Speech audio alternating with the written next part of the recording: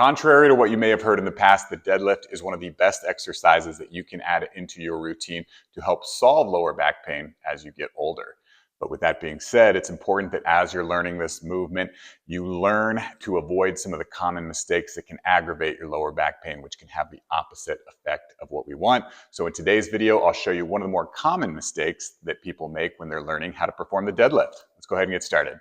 So when I teach people how to deadlift, I always start with the kettlebell because it's an easier way to control this movement, and you can start at a lighter weight, which just makes it a little bit safer. So with that being said, the mistake that you're looking for as you perform this movement is making sure that as you come up, your hips and your trunk come up at the same time.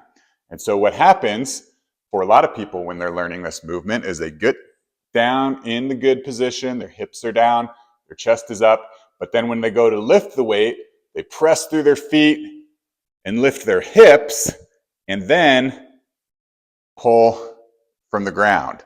So one more time, what that mistake looks like is, again, they go to lift, they press through the feet, the hips come up, and then they pull up. And what happens when you get into this position with your hips up, it's much more likely that you're going to round at this lower back, and then you're going to experience lower back pain. So what we want to do is make sure that our hips and our chest come up at the same time. So as I get down into that position, my hips are down, my chest is up, and as I press through my feet, everything rises at the same time.